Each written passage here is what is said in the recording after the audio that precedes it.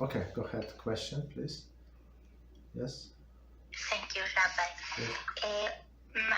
My question is that candles are muktzah, right? Candles are muktzah? Are muktzah, right? On one second. Yes. On Shabbos, yes. On Yom Tov, no. Because on Yom Tov, you're obligated to light candles. That's why we said today the laws of kindling. So kindle this mitoch, since it is allowed to kindle the fire if you need to cook. For example, you thought that you have enough food, that something, God forbid, spoiled, or you have more guests and your husband has a better appetite, he ate everything. So you're allowed to cook. You didn't plan to cook, but now you're allowed to start cooking. And right, and mitoch, since you're allowed to kindle your stove, so you're allowed to kindle the candles for your Yom Tov use. So it's for sure they're not muktzah. But on because there is a like need for that day. But on Shabbat there is no need for candles. So that's why they're muktzah. Thank you, Rabbi. You're welcome. Yes, and that's why. Just one second. I just want to finish. So on Shabbos, once these candles stop burning, so you cannot move them around. That's it.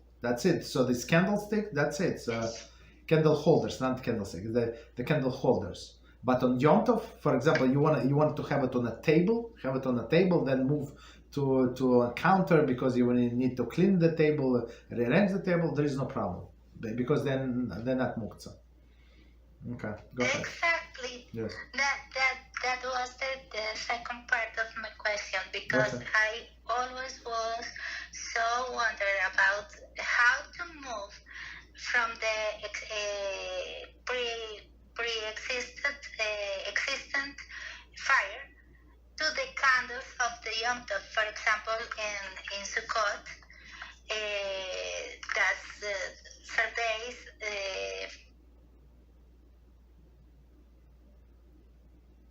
We lost the audio.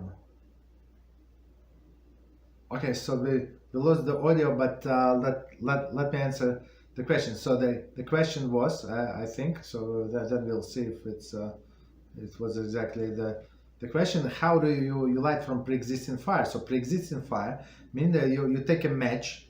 So they sell like longer matches, like I don't know, this long. Some of them this long. Whatever, and then you can light the match from the yard side candle, or from if you have a gas stove burning, there is no problem. You can take it from there, and you can go to another room and light your Yom Tov candles. Right, there is no problem. If you have a sukkah, for example, somebody lives in a building, they have a balcony, right, the terrace, and there is nothing on top. Very important, nothing on the top. So that's a Jewish style balcony. So if you look at like in religious neighborhoods, so it would be like one like this. So never one on top of the other, because of the sukkah, right? So that's the thing. Okay. Yes. Thank you, Rabbi. Yes, because I don't have this long matches.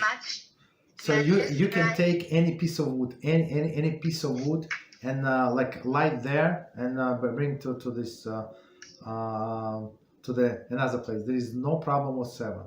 Take candles, candle not a good idea because it must be burning. But if you want to use this candle, like to burn, you can light this candle from a gas stove, let's say, and then you use it one of your two Yom Tov candles. There is no problem whatsoever. No problem. Perfect. Right, and from that candle you light another candle, and that's it. Or you have three candles. Some people like three candles, whatever you like. Actually, on Yom Tov, many people prefer three candles because to make it to be like different from Shabbos, but it's not. There is no such obligation. Just so you know, that's only like custom for some people. Perfect.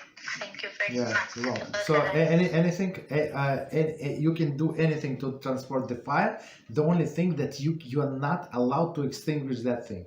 So what we have, some metal container, whatever is it, from what is it, aluminum foil, you have from whatever, some fancy schmancy container that is not going to burn. So you put that there, this piece of wood or this match, and let it extinguish by itself. You're not allowed to extinguish. That's it. Yes, perfect. Yes, I will have that. yes. Thank you very much. You're welcome. You're welcome. Thank you. You're welcome.